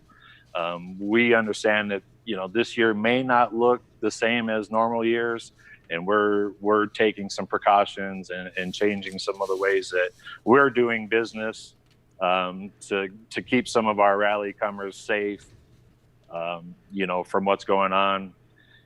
Really, honestly, we're not worried about it at all. And I mean, that's the message that I want to put out there to everybody, that, you yourself are responsible for yourself. You Amen. Can keep yourself safe. If you're not comfortable being in crowds, hey, you don't have to be in the crowd. We have 1,000 acres here camping. Other campgrounds here have 600 to 1,000 acres. You don't have to be next to somebody if you really don't want to be.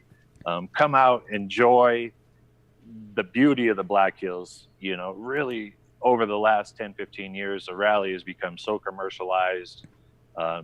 People have really kind of sat back and not realized about why this rally started. It was the location. It was the riding. It was the events. It wasn't the corporate sponsors. It wasn't, the t-shirt vendors. I mean, it was the people, and Sturgis is the people, and this rally is owned by the people. Yeah, right on. Exactly. Jason, I wanted to ask you, because of social distancing and so forth, more people are out hiking, riding. I mean, have you seen an uptick in your business? You've got one of those types of business that really could lend to benefiting from this type of thing.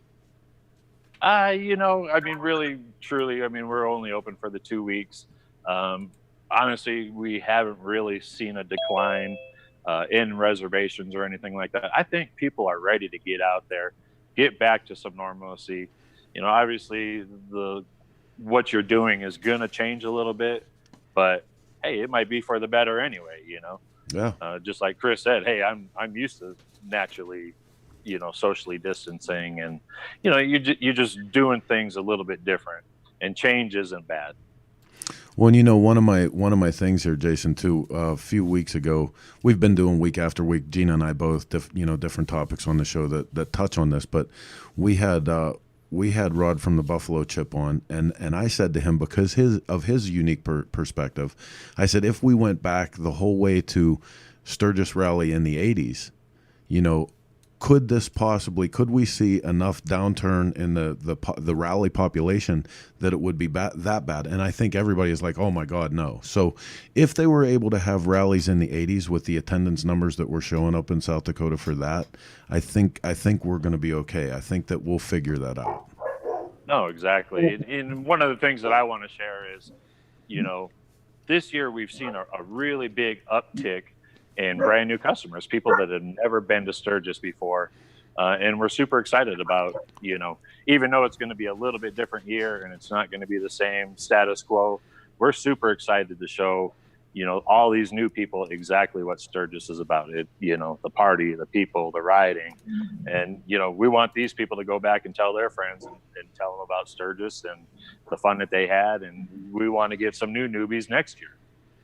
Now, we got to, obviously, I'd be remiss not to get into the what if. So if the decision comes out that Sturgis proper, the city government is going to decide to postpone this event and the restrictions go into place, is there anything different that you may have to do moving forward with that next week? Or we put a lot of thought into this, Chris, the last few weeks of the what ifs, and we've just been beating ourselves to death, and we just decided, we're done with it. We're just going to move on business as normal.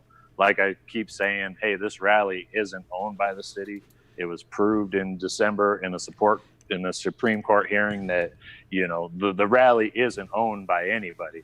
It's the people that make the rally. And, I'm getting a minimum of 250, 300 emails, calls, texts a day of people saying, hey, we don't need an 80th rally. We don't need a number on the rally. I don't care if it's the 100th rally this year or the 29th. We're still coming. It's 2020. We're coming to the rally. Now, this is one of the points that I wanted to touch on with a couple of you guys today. In a recent article from the published by the South Dakota Public Radio, they talk about the compromise plan, and it's not so much the actual event that's on the table, it's the observance of the 80th anniversary that they would push on till next year. What can you provide for us to speak on that for a minute, what that actually looks like from somebody that's standing point blank, right? I mean, honestly, I'm going to be completely candid here. I mean, I think it's a freaking joke. I mean, if we're going to go down this road and say, oh, we're going to have a rally, but it's not going to be the 80th. Well, hell, let's call next year the 100th rally. I mean, let's really play up on it and go down that road. Yeah. I mean, you can't take away time. You can't take away the days. It's the 80th. Come on, guys. I mean, it is what it is. It is. And Gina, the historical significance of that, I mean, it would be, I think that's something that would have potentially a damaging effect, to the way this thing looks, to the landscape of what this thing has become. This is Laconian Sturgis, the granddaddy of all of these things, and like I think that would change it. I think to play around with the fact that there was anything else more important than just the annual observation of what this means to all of us.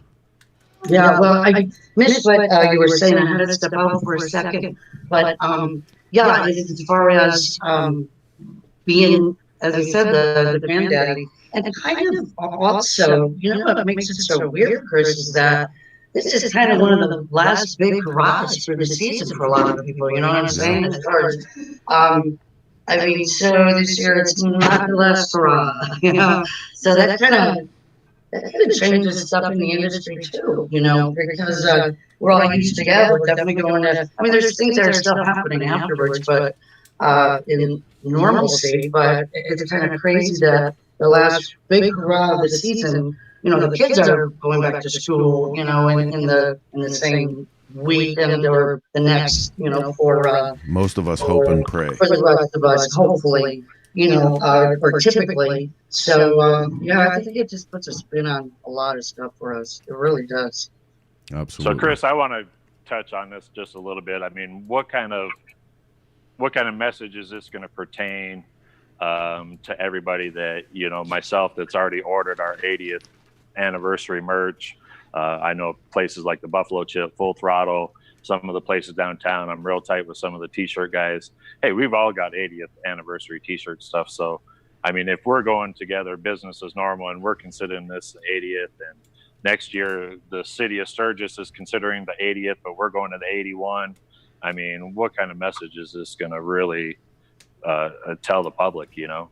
I mean, you know, I think, and Gina, you can key in on this too. I think it's going to be divisive, you know, and I don't think that's a thing that we need now in our country's culture as a whole, but especially in motorcycling, like, you know, like Doug was just talking about and Patrick was talking about, you know, this thing is shrinking to begin with, you know, and the potential ramifications for coming up with new things that can divide us is just, it's to me, it's a non-starter. Exactly. I mean, I agree with that completely, man. You've got, you know, apples and oranges, and I mean, not really say the 80th is next year. It's this year, you know. This is it. Hey, that's just crazy. That's crazy. Right. And that's, you know, some of the reason why, you know, us as an organization haven't really put out all these contingency plans of, hey, we're going to do this and we're going to do that. I mean, we can guarantee you that we're changing the way that we're going to do business, but, you know, we want some normalcy. You know, we want you to feel at home. You know, we don't want you, you know, you come to the rally to let loose, to become a different person. You know, and we don't want to put all this other stuff out there, you know, and we just want to throw the best party that we can. We know it's going to look a little bit different. One of the biggest things that I keep telling all these customers every day is, hey, don't have a regret, you know, come, enjoy yourself, make some new memories. Life is too short to sit at home and just worry, you know, about what everybody else is doing. So the best thing I can say is, and if I got one piece of advice that I live my life by, I mean, I've been putting myself back to normalcy here the last 2 months. The last month I've been on the road 28 of the 30 days. I'm seeing what's going on in the country. Everybody's getting back to normal. Everybody wants to have fun. You know, everybody wants to do something. They want to make memories. Like I said, don't have a regret. Yeah. Yes, sir. Well, listen, man, I just had your website up, but I'm going to ask you to go through the same thing as everybody else. Where can people get up-to-date information on top of your website for Glencoe and stay in touch with any news that you might be able to grab a hold of to provide that they would otherwise miss? Yeah, absolutely. The best ways to see what's going on at Glencoe and other Sturgis places that we'll be sharing, you know, is the website, www.glencoecamp.com.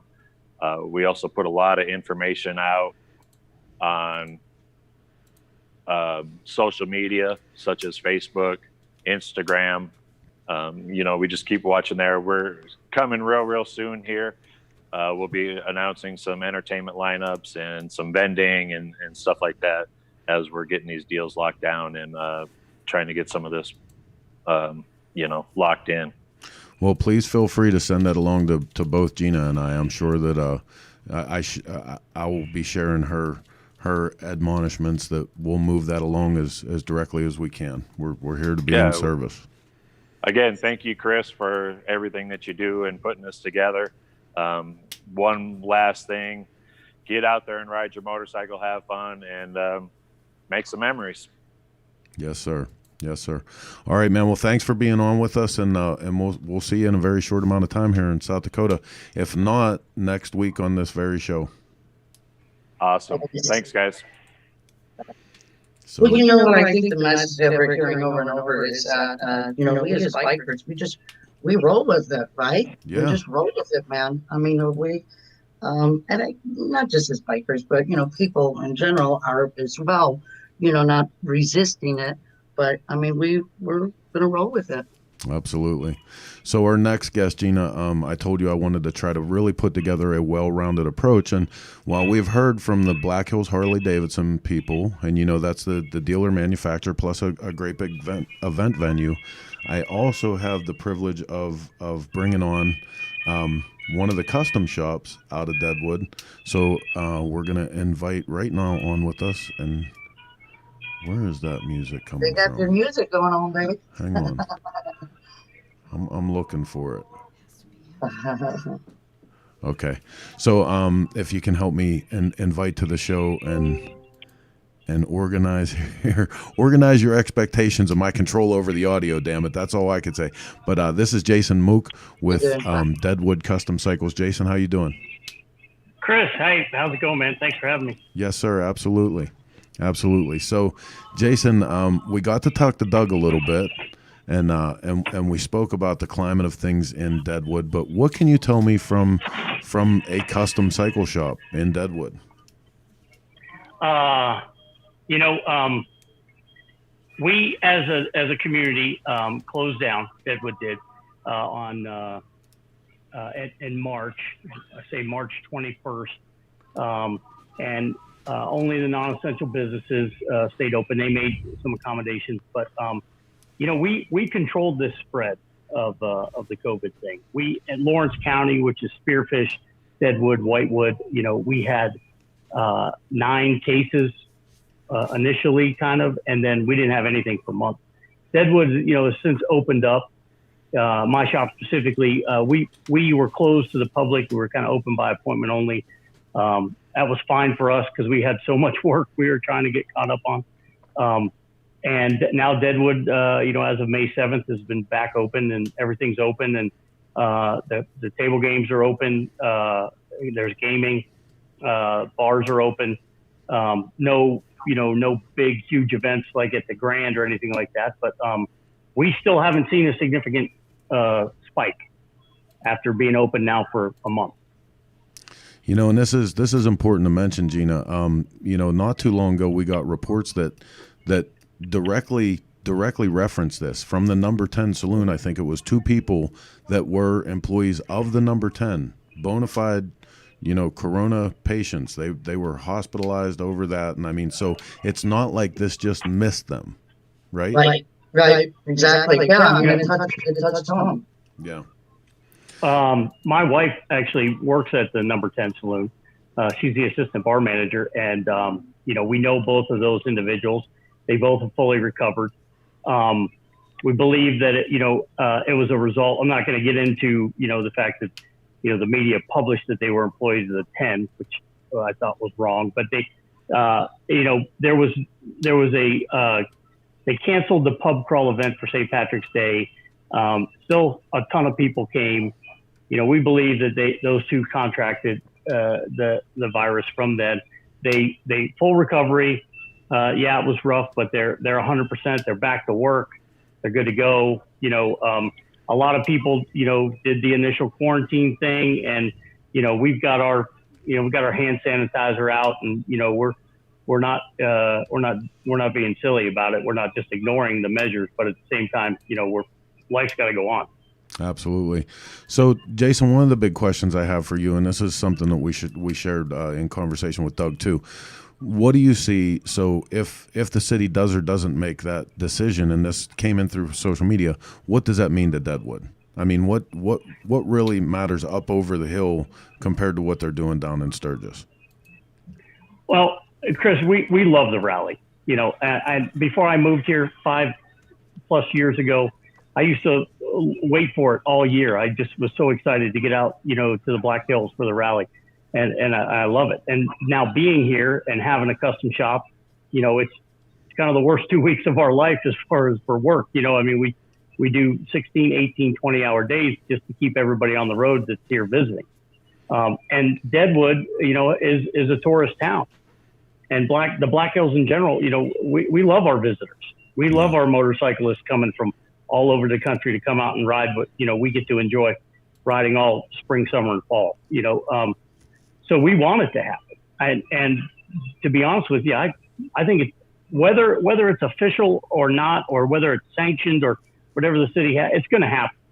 It's going to happen. And I actually think it's going to be even bigger because of people that have been maybe cooped up or pent up or not been able to live their life. And, they see this as far enough out, being August. It's actually later this year than it normally is. I think you're going to see just the floodgates are going to open. I think it's going to boom. Yeah, Gina, especially if you tell us not to do something, right? I mean, Yeah, right, exactly. But that's what I said too, man. I said, with everybody being cooped up, this could have some huge numbers this year. This could just blow it all out, absolutely. So, Jason, your shop here. I have your website up, and tell everybody a little bit about normal business at Deadwood Custom Cycles compared to rally time business. Chris, we're busy all year round. There's so many people in the Black Hills that own motorcycles, and we are a custom shop, but our bread and butter is tire changes, oil changes, service. We do a ton of performance motor work, a lot of motor rebuilds. We had 58 motorcycles on average in the shop during the wintertime this year, and typical Black Hills fashion, we didn't have a spring. We went from winter right to summer. So the door, one day it was 20 degrees, the next day it was 70, and all of a sudden, the motorcycles were out and people were coming in for, upgrades, elective surgery, handlebars and whatnot, and then the basic service and repairs, and we're just humping. We're just getting after it. I mean, that's so good, so good to hear. It really is. Yeah. It's and that's probably a conversation for another time. I think that it's no secret that Harley's selling less new units. I think people are hanging on to what they've got, and so we're doing those Baker DD6s in a 2004 instead of them trading it in to go get a 2020. They're just going to upgrade their bike they've already got. They've already put so much money into, and man, we're just doing all we can to keep up. We're just hitting it as hard as we can. And Chris, Mike was just saying that their sales are up, but you know what? We didn't ask if those were new or for you. So I'm sure that's a good point, Jason. Well, what I think is encouraging about that too, Gina, whether it's new or used, the fact that everything from the aftermarket and custom shops up to the dealerships, they're finding ways to do business, to work within the community. And when you hear the reports week after week, like Harley-Davidson's closures and production numbers being down, and and their stocks being down and everything else, the community, the industry, the business around it plods on. It continues to go. It continues to find a way, because I doubt very seriously there's anything that's ever going to happen that's going to chase motorcycles off the planet. Right, exactly. And just like one of our local Harley dealerships has got a real big blowout on used bikes, buying and selling. Like most of them are as well, but they're specifically making it a big deal that Saturday is their used motorcycle sale. Right on. Well, Jason, man, listen, tell everybody, like I said, I've had your website up here. We super appreciate you being on. Where can people keep up to more information for Deadwood Custom Cycles, and any news that you might be able to pass along as well? Actually on our website, deadwoodcustomcycles.com, we've got a banner across, the top that we try to put, important points, and then we try to keep up on the events. I put the events in, not just for us, but for all of Deadwood, all the Black Hills. We do Instagram, we have Facebook, real easy to find us there, deadwoodcustomcycles.com, and then Deadwood Custom Cycles both on Instagram and Facebook. And Chris, I just want to say I super appreciate you putting this all together, man. I mean, I haven't seen you in a minute. I think it's been a year or two. And heck, Gina, I think the last time I hung out with Gina was in Green Bay. Gina, do you remember that? Oh my God, Way back, yeah. We were doing that was bike out there. Yeah. Laura Clock at the time, and Jody Perowitz. Jody. Yeah. Oh yeah. Yeah. That was a blast. We had a really good time. That was a blast, man. I'll end it with, I was just talking. I talk to Yappy pretty regularly. We do a lot of stuff together, and we're full steam ahead as far as wanting to be ready for the rally. I don't care what anybody says officially or not. We are going to we're going to be ready. We're going to have tires, we're going to have oil, we're going to have stuff everybody needs. Fueling cam chest kits to get people and keep them on the road, and get them back on the road. Whether they're here, they just happen to be here the first couple weeks of August, coincidentally, or they're here for the 80th rally. We don't care. We love having them, and we're going to be ready. So come on by, check us out. Right on.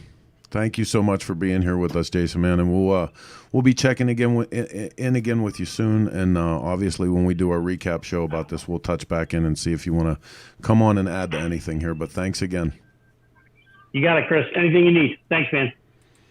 Right on. So Yeah, great stuff, man. Good to hear. Great stuff as well. Amazing to think that during this hard time for everybody, that again and again we get messages from the small shops that are doing direct work to the street, man, and they're just pumping stuff out. So great. Yeah, it is good to hear. Yeah, just like Doug was talking about earlier, man, it's just going to go on, and maybe it's even going to be better for them, just like you said with the hanging at the rally when it wasn't really a rally. So good to hear. Glad that they're doing good. So listen, one more time, I want to tell you guys how much we appreciate you being here and taking part of your afternoon to watch this. Make sure other people get this information. Pass it along, share it. Click the like, click the share. Make sure your friends and neighbors know what's going on. Make sure you watch Open Road Radio, and that'll be coming up your next report on Saturday, right? Saturday will be Open Road. What time is that? It's 11 a.m. Central Time, and I think what we're going to do, Chris, is maybe go ahead and recap some of this. I got a couple other podcast people that I've invited to the show, but love to have you co-host with me. Absolutely. And we'll bring it live. How about that? Absolutely. So we have one more guest for you guys. Obviously we couldn't have any show where we didn't complete the lineup of people, incredible people that we have to talk, but not just for the physical prowess and stature of his property. He is in fact the mayor of Buffalo Chip, South Dakota, but for his eloquence in speech and delivery of the message, very, very happy to welcome to our show today, Mr. Rod Woodruff from the Buffalo Chip. How you doing, buddy? I'm concerned about living up to the introduction. Thank you. I'm working on those. We're just in this life for a good time. So, my compliments to you really about having your show, not just this one, but the whole thing. You're doing it so well, and it's such a good service, both to the industry, the motorcycle industry itself, and the lifestyle of the people that enjoy it, right? So, you deserve appreciation for that, and I thank you for doing that. Oh, I thank you. Luckily, I got good people like you and Gina around to keep me pointed in the right direction, and that's the truth about that. Well, I listened to everybody that was on the show, and I got to say I agree with everything everybody said, with maybe one exception. And I love Patrick when he was on there and stuff. But Patrick was saying about how the rally costs the city money all the time, and to me that just strikes me as an inculcacy, because when you repeat something so long, people hear it on the news, everybody starts to believe it. That's one of the things I like about all of this deal about, the city was getting pressure not to have the rally in town. And that's when it come out that officially the city profits $1.7 million a year from the rally. And they just don't want to lose that income, didn't want to lose it. And that's why they sent out the little note to everybody when they decided they'd have a little vote on whether or not the residents wanted to have the rally or have the rally canceled. And so they sent out that little note saying, you either have to, let us have the rally, or we're going to have to raise your taxes, right? So that was what the reference was about that. I enjoyed that. The other thing is just, when we continue to talk, and it's just a habit over the years for the same reason, talking about, the city canceling the rally, or the city postponing the rally, postponing this event. Clearly they can't do that. And that's and everybody kind of knows that, but this morning I woke up in a real good mood because one of the first things I read was Sturgis.com. Today they put up a thing, little article, has the Sturgis Rally, has Sturgis been canceled? And it's a great summary of the 8th Circuit Court of Appeals opinion that says, the city of Sturgis never owned the Sturgis Rally, does not own the Sturgis Rally, and never can own the Sturgis Rally. And, the mayor, after the meeting Monday night, made a comment about the only thing on the city's minutes that they've ever done is decide whether or not to close Main Street.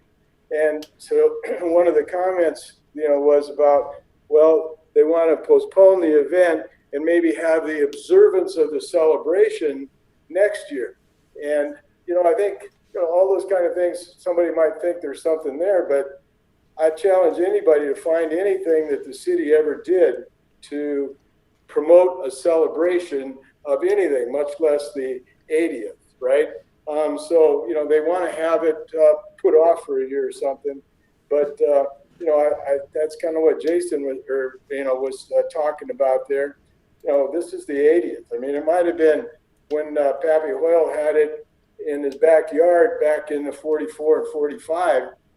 I mean, everybody was at the war. There wasn't anybody going to come to a, motorcycle rally. And it was really 20 or 25 people at the time anyway, right? Yeah. So, it wasn't what this is all about. So, this is going to be a rally, and, the Michael Ballard was savvy enough to buy the rights to Pappy Hoyle's name. We got the Pappy Hoyle campground out there, and he clearly said that they're having their 80th rally there this year as well. So, I mean, everybody's having the 80th rally, and that Sturgis.com article this morning lays out something like 50 different businesses or more that, are rally dependent. So we're in that mode. So well, here's a question. Here's a question for you real quick about that. So I think we've done a pretty good job at outlining the lack of ownership on the side of the city to actually own the rally and be able to affect it in that manner.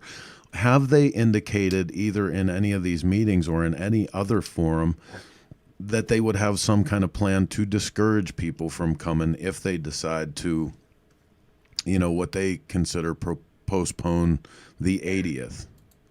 The answer to that is yes. And where that came out, the city, when they decided that they were going to convince, use all of this data, they were going to collect it. They're going to have interviews with the different businesses and people that had an interest in the rally. So we had different telephone Zoom conferences with groups of various businesses and members of the city council, and Daniel Ainsley, the city manager, running the conversation. And what he said was that if the city decides that they will cancel the rally for the city, because they can only affect what happens within the city limits, right?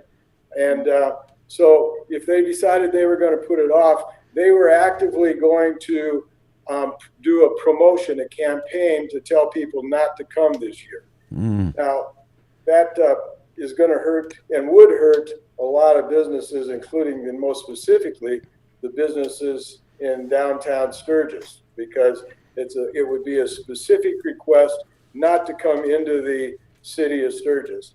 And they have a marketing budget of $150,000, according to what they published. And I guess they'd be willing to spend some of that then to tell people not to come. So, that's the answer to your question. There would be something there, but again, I don't think very many people are going to listen to it. And it's like I said in one of my videos, I think the only people that would really by the city saying that they didn't want to have a rally in town would be the people that had never been here before, because the people that have been here before, and there's millions of them, they know that this rally expands for 100 miles that way and 70 miles that way. And, all the entertainment, all the people, the things that go on, they don't stay in town for that. They go into town to see Main Street and park and maybe walk around a little bit, and then they go do other things, go for rides through the Black Hills, beautiful roads, as you know. Well, let me add to that now that you expanded on the idea that there is a plan for some resistance. Then, do you think that not only would this incur the possibility of lawsuits for them and make a bad economic situation worse, possibly? Do you also think that it would incite or spur a private sector strategy that would see you guys come together and pool your resources and almost have a united front going in the opposite direction? I think that all the businesses that are here catering for people were tourist businesses to start with. We specifically here cater to motorcycle tourism, right?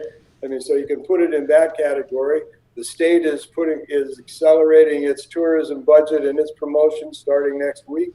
The governor was speaking about increasing tourism just earlier today and yesterday as well. That's in the cards.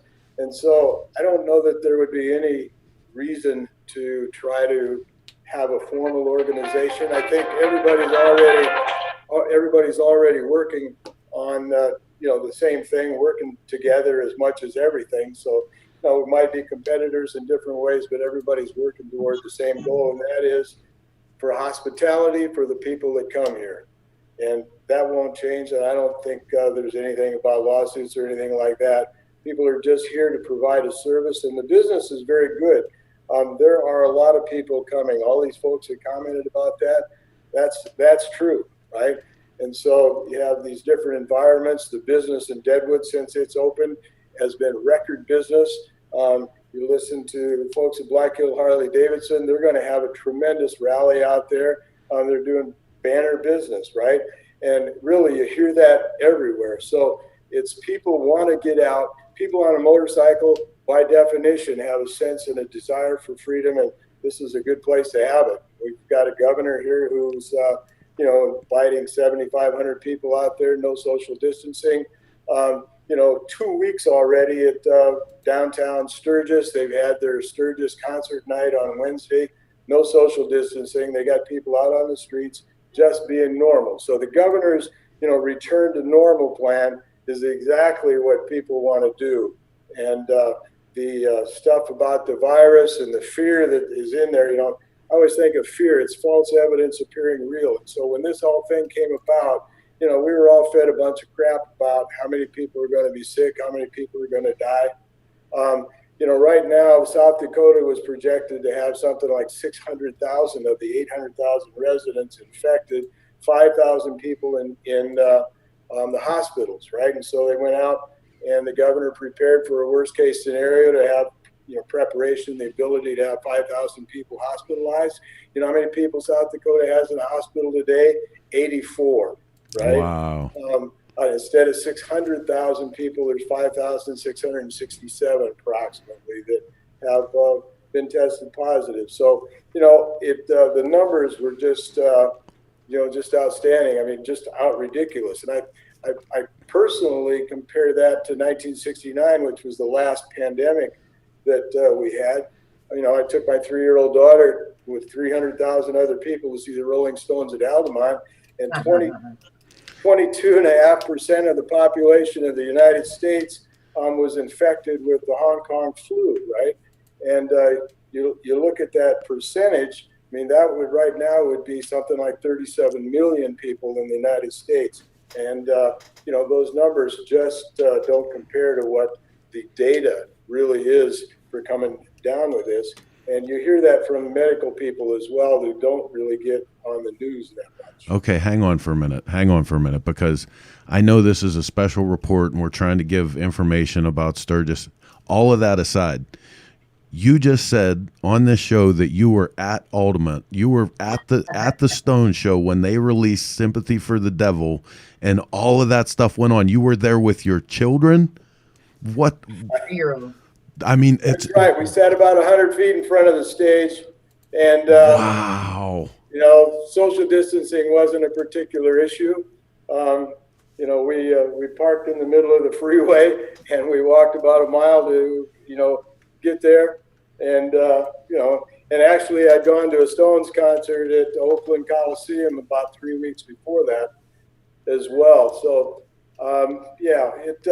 just one of those things. And as I look around here, I mean, we have not, my lifestyle hasn't changed here since I got back from Daytona. You know, and we've had people coming and going here for, you know, all the time. There hasn't been that much change, but you see that fear that people have. And I don't want to denigrate it. You get sick. Nobody wants to get sick. There's lots of different stuff there. But yeah, I was at Altamont. That's so cool. Had a good time. That's so cool. I respect you for many things, my man. That right there, we need to sit down and talk sometime about that. That's pretty cool. You know, the fellow who's run our EMT thing here for more than 30 years was there also. So there's 2 of us at the chip who were at Altamont in addition to my daughter. So I guess there's 3 of us that were at Altamont. Pretty cool. Gina, you have anything for Woody?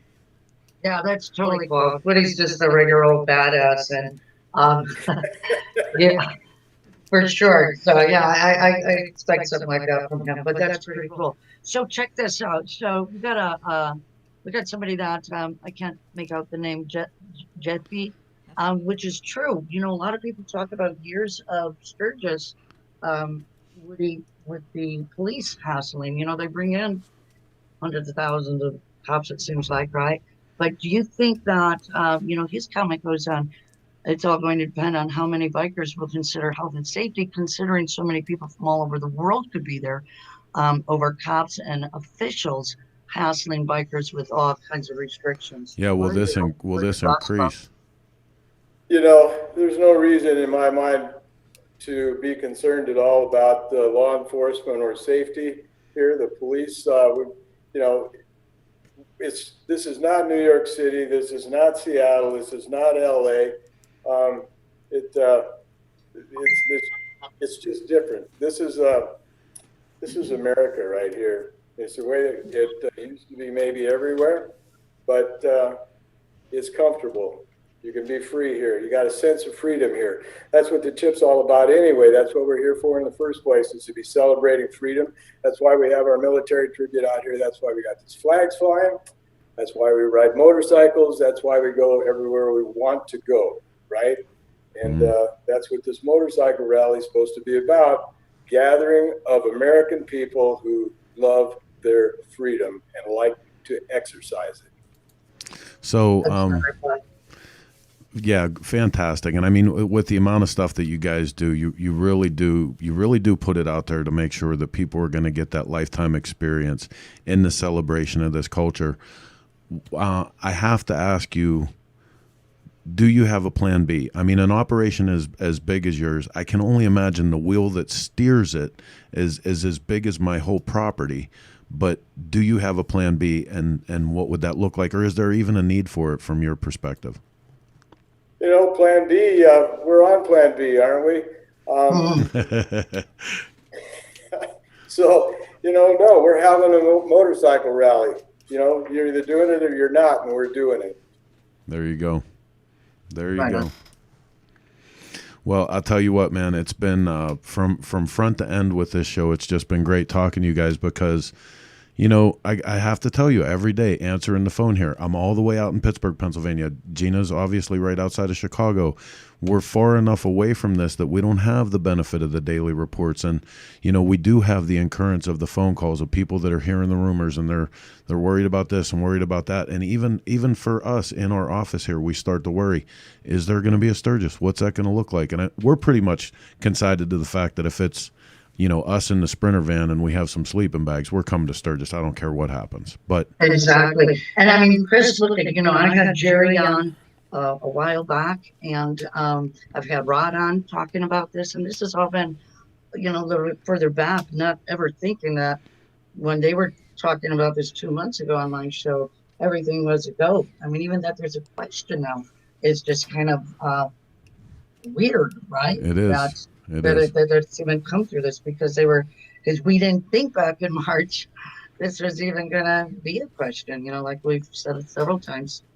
Absolutely.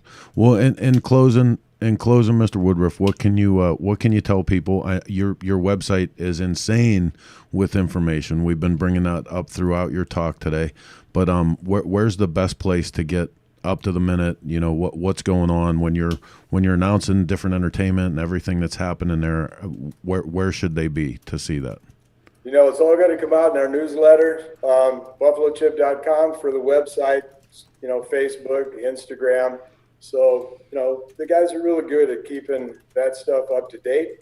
But, our big deal is we're just having a party. So just know we're having a party. Check in on it once in a while. We'll have some new band announcements and a bunch of them actually in the next couple of weeks. And it's going to be fun. It's going to be like partying like it's 1982. That's kind of what. Hey, I'm ready for that. The 80s were strange and unusual, but they weren't really that bad if you consider the 90s. So maybe you can get the Rolling Stones as an anniversary. Oh my God! Right? Listen, I can see it now. I see Altamont 2.2. We can erect some giant shit houses to burn in effigy in defiance of the man trying to bring us down. That's a party, David. All right, man. Listen, thank you so much for taking the time to do this with us. And I'm going to wish you and everyone else involved in this good luck with the upcoming vote. We are putting out the red carpet, Gina and I both, to push as much of this information out, what you guys are doing minute to minute. We want to stay on top of it so that there is a hell of a party in South Dakota this year, and we want to be there with you. So please stay in touch with us, and thanks again for being here. Thank you, guys. All righty. So Gina, not too bad. We didn't do too bad. We kind of stayed on schedule. You were like right on time. There's no fist fights. No, everybody got along. Well, you know what? I really dig, Chris, is that there's a lot of strong opinions. Obviously, Patrick is really fired up, but it's good to see that. It's good that everybody's feeling comfortable. Like we said, we just roll with the punches, and we're gonna keep rolling forward, into Sturgis. But it's really great to see everybody's and hear everybody's opinion. Absolutely. And hey, I want to remind you guys of something. Gina and I both do independent shows of each other, but oftentimes you'll see us, and we might get together with Jackie Van Ham, and Chris Tice will come in, and we do, this is motorcycle media. What are we doing here? This is our industry. You guys are our people. This is as close as you're going to get to an official news reporter. We're what you got. So. Well, and Chris, you're so good at this. I mean, you really are. You are so good at this type of thing. Just keeping it all liquid magazine, man. You keep it real, right? But all right. Well, perfect timing because I got to go and put a motor in right now. But thanks to my good friends at J&P Cycles, so I'm getting it ready for service. And with that, I'm going to remind you guys one more time, go see Gina this Saturday and every Saturday, 11 a.m., noon to Central, with her open road radio. You can also catch up on that through Chopper Town. You can watch it happen live. And Gina, thanks so much for being here with us. Hey, baby, thank you so much. And they can check out Open Road Radio with Chris Callen this week as well. Yes, I'll be on. Good, right on, baby. Very cool. All right, so listen, that's going to be our show for this afternoon. I appreciate you guys being here with us, sharing your headspace and taking the time to get the information. Stay involved. There's plenty of stuff going on right now, man. All of these people are putting out this news. They're putting on these events and getting ready to have a great time for you in South Dakota. But it's up to you. And the number one theme that we had here today was personal responsibility. Don't let that slip by. Don't let someone interfere with what you want to do with your life. Go out and live it. And until we catch up with you Sunday night on Shop Talk, I'm Chris Callen. I'll catch you then. See ya.